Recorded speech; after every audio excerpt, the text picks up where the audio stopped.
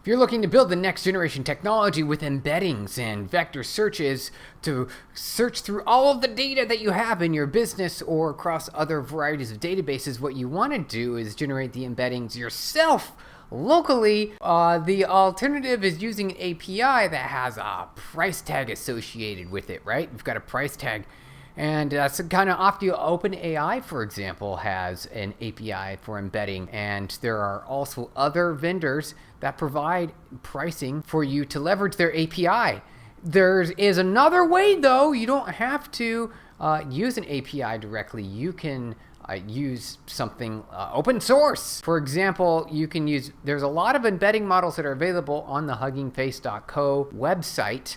You can search for embeddings and find any of your favorite models. And what this will do is take any sequence of texts, right? Essentially, we've got a bunch of words or sentences, paragraphs of data, documents, right? And we want to convert those documents into vectors that can then be stored in a vector database. So that way you can index those documents and the references to them and provide a similarity search better than full text search. So essentially, the idea is there's a lot of words and variations in a thesaurus, and also human intent and meaning behind what we mean and intend in our words, in a string of words, that is completely lost with other approaches of full text search indexing algorithms that take sort of a keyword approach, where in a vector search, you're able to compare similarity in a much better way using an embedding model. Now, these embedding models you can run locally on your own system or on a server, essentially, and not have to pay for an API to leverage them. So that's something that we're going to look a little more into when we want to run those embedding models, because we might have a lot of documents. We need to be able to convert those documents into essentially vectors, so that way we can search against them. You don't need a vector database to do that, though a vector database is going to provide indexing capabilities, provide better lookup performance speeds if needed. We're looking at an embedding model that's based on the BERT architecture, which is, this is the bi-directional encoder representation from transformers. All right. Love that terminology there. The idea is that you can take any sort of, sort of natural, any kind of text data, right? Text data, verbal data, it could be audio data, can be images and videos, right? Sort of organic data, sort of analog data. And the representation of the digital format of that can be converted into a floating point numbers in an array, essentially vectors. And within an embedding model, what they've done is they've trained the model with a large number of weights and parameters to identify and also tokenize the sequence of characters, right? So essentially they tokenize various words. Each has a numerical representation for it. Usually it's going to be an integer value, probably in the range of, 1 to 10,000 or so thus, right? It could be a lot of different words that exist. And also any other words that might not be captured, you need to account for those as well. So you might have sequences of characters that represent tokens, also individual letters that can be tokens altogether. And what it can do is find similarities and relationships between words that make it actually a pretty significant improvement on our ability to determine the intent and meaning behind our human natural language. Specifically, we can compare two sentences and see how similar they are, which turns out to be really good when you're creating a search engine. You want to be able to type in some words and compare it to other words to find the best possible, which in this case would be the most relevant, right? The most similar. And you can do this right on your local system, and it's actually pretty simple. Look how few lines of code this will be. So what we'll want to do is run through this and take a peek to see what that looks like. We're going to take a look at a simple Python application that we see here on the screen, and we're going to walk through it line by line to understand what each of these things means and how you can run an embedding model locally on your own system or on a server without having to purchase an API. You can have it run all yourself. I think it's actually pretty powerful and beneficial to do this yourself locally, especially since a lot of the cases when you're creating an embedding that extracts the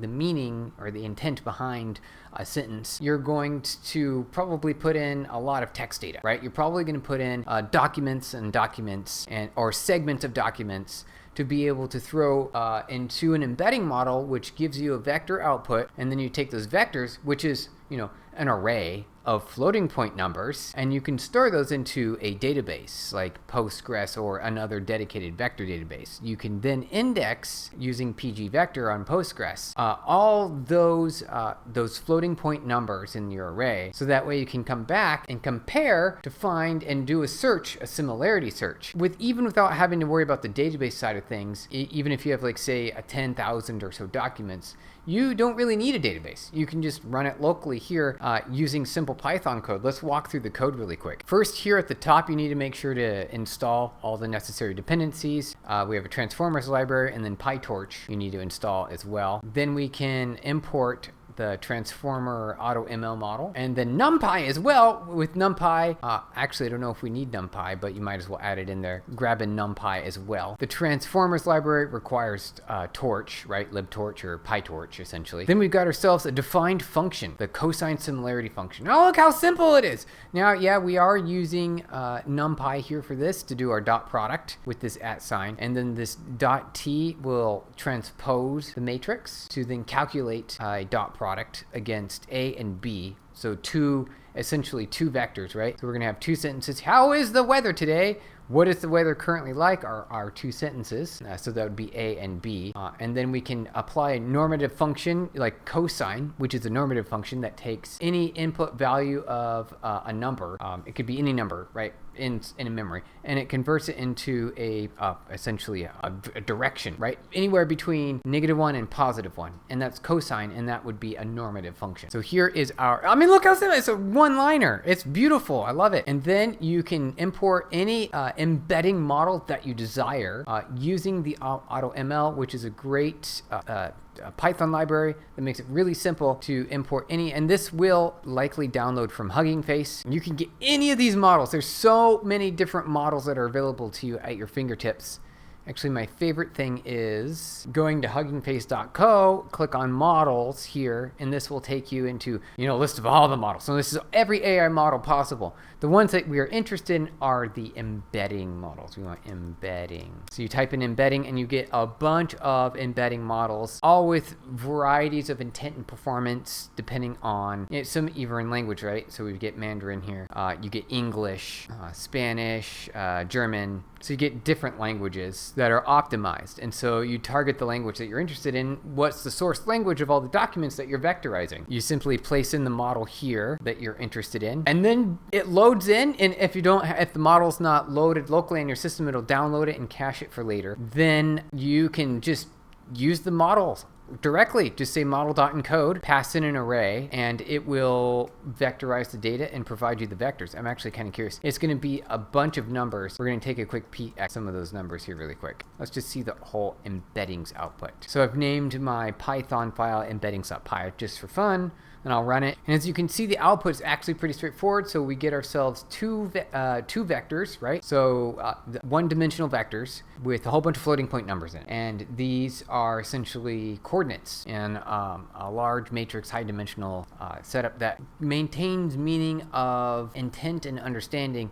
with all the words and tokens that you have within each sentence. And what you can do is compare both of these vectors, both of these matrices to each other, and see how similar they are. And you get back a score between 0 and 1, which is going to be a percentage of similarity. And as you can see, how is the weather today? What is the current weather like today? Is going to give you a high score. What if we changed the sentences to be not anything? Ooh, let's see what the temperature outside is. Let's at least try that first really quick. Compare that. So we still have a high score of 87% compared to 93 because, temperature outside, and it's still very likely. So now that's great. What if we did something completely opposite? How about we say my cousin is a doctor. Now I expect to see a low score from this. It is low. It's lower, higher than I thought it was going to be.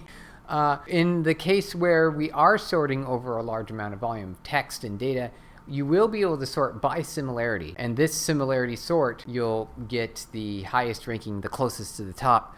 So overall, you are going to get a high-performing outcome of what you're, are trying to achieve, which is fantastic. That's the ultimate goal. You've essentially created your own vector search, your own vector system here. With these few lines of code, you can then embed any document and then store those vectors and associate with like the file name, for example.